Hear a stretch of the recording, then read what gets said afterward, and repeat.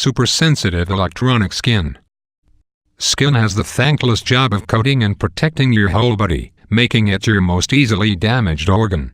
When you burn or rip off a stretch of skin, your main option right now is to graft some back on from elsewhere on your body. But an effective synthetic replacement skin may not be that far off, thanks to research from Stanford scientists. Stanford's Zhenan Bauhaus has developed a super flexible, super durable, and super sensitive material that can be the basis for future synthetic skin. People have tried developing synthetic skin before, but Bauhaus's material handles touch sensitivity better than any predecessor. It contains organic transistors in a layer of elastic, letting it stretch without taking damage. And it's self-powered. This skin contains a series of elastic solar cells. Beating hearts created in a Petri dish. Scientists have long investigated stem cells' potential for growing hearts, and they reached a major milestone this year when they created heart tissue that can beat on its own. The University of Pittsburgh team used stem cells made from skin to make Pancreas, a special kind of cell that acts as a precursor to cardiovascular tissue. They then placed these cells on a 3D scaffold designed to support a mouse heart. Within 20 days, the new heart began beating at 40 to 50 beats per minute. This heart is too weak to actually pump blood, which is the primary reason anyone would want a new heart. But the tissue has a lot of potential for patching heart muscles that have suffered damage. Prosthetic hands that sense touch. Current prosthetic hands do little beyond filling the arm-shaped space between your body and the air. Sure, they can grasp things all right, and they help in balance, but they lack one of the human hand's most important abilities, the sense of touch. People with prosthetics can detect if they're in contact with an object without looking at it directly. A research team at the University of Chicago has solved this problem, producing hands that send electric signals to the brain. They've begun with monkeys as test subjects, studying the animals to see how their brains respond to touch. When outfitted with prosthetic hands that stimulate their brains that way, the monkeys respond just as though they physically touch objects themselves. Programming these same signals into artificial human limbs would give amputees replacement hands unlike anything we've developed before. Thought-controlled bionic legs. Though bionic legs are of course a huge boon to amputees, they lack actual nerve connections with the body. As a result, walking on them is cumbersome and tiring. But last year, Seattle resident Zach Vaughter was outfitted with the world's first thought-controlled leg, a bionic limb that takes signals directly from his mind. This technology previously existed for arms, but legs are rather more complicated. And since a misread signal can send you jumping off a bridge or in front of a moving car, thought-controlled legs need more stringent programming than equivalent arms. As one of the researchers delicately put it, if you're using a bionic arm and it misbehaves, the elbow may move slightly. If the prosthetic leg misbehaves, that could be quite a safety issue. Vaughter climbed 103 floors of a Chicago skyscraper on his bionic leg, but its designers are still working on improving it. To optimize it for everyday use, they have to make it even thinner and lighter. Its successor, the Leg Air, may meet the Army's stated goal for a bionic leg, 10,000 steps without recharging. Miniature human brains. Brain death is a bit of an inconvenience if you're a fan of living, and if you're looking to replace yours with a spare, you're out of luck. Sure, maybe we'll one day be able to plant brains into skulls, but the brain's not just another organ. It contains all your thoughts and memories. They can plop a new brain in your head, but you'll still be gone, so the idea of making artificial brains may seem absurd. But that hasn't stopped scientists from growing actual human brains in a lab starting with nothing but stem cells. Scientists in Austria this year managed to create brains equivalent to those in 9-week-old fetuses. These miniature brains are the size of peas and are incapable of thought, so far.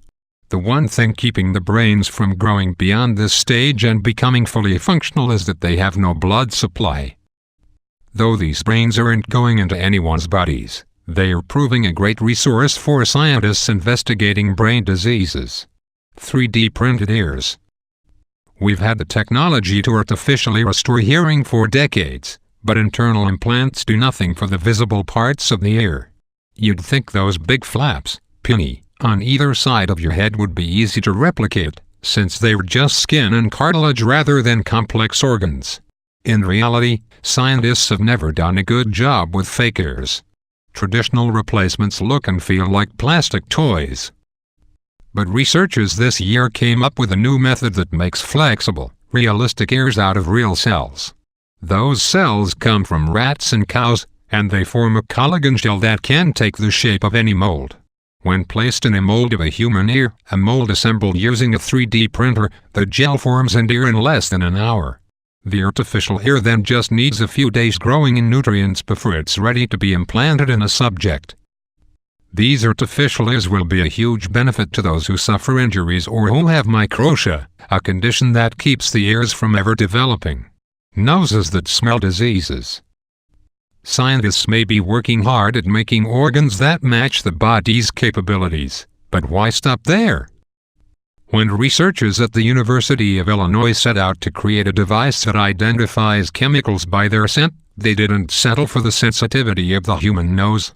Instead, they created an artificial nose that uses the smell of bacteria to identify and diagnose specific diseases. The result doesn't look much like a nose, it's a bottle filled with liquid nutrient that cultivates bacteria. But give the nose a blood sample and let it sniff for a few days, and the bottle's dots will change color to indicate what bacteria, if any, it identifies. Artificial pancreas.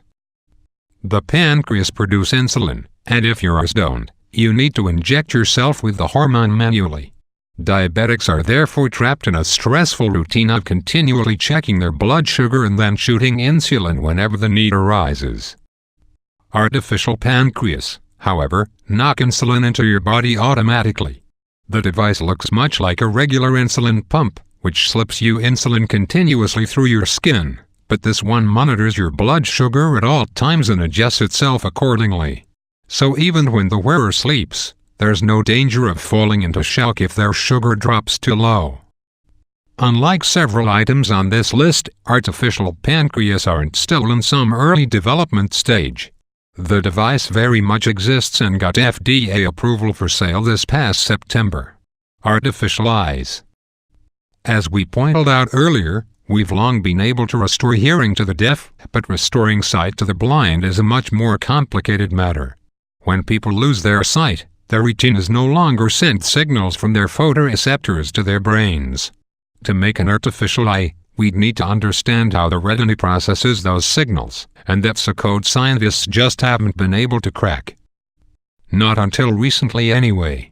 But scientists at Weill Cornell Medical College have at last managed to, at least with mice and monkeys. This produced artificial retinas, whose chips convert images into electronic signals and whose tiny projectors convert electronic signals into light. These artificial eyes have indeed restored sight to blind mice, and the follow-up experiments on monkeys offer a lot of hope for eventual trials on humans because monkey and human retinas work similarly. Fingers that store digital files. When Finnish programmer Jerry Jalava had a motorcycle accident in 2008, he faced a double tragedy. First, he lost his finger, an obvious problem for anyone who types for a living. Second, he had to deal with a medical team who thought they were comedians, learning of his profession. One surgeon joked that Jalava should go out and buy a USB finger drive.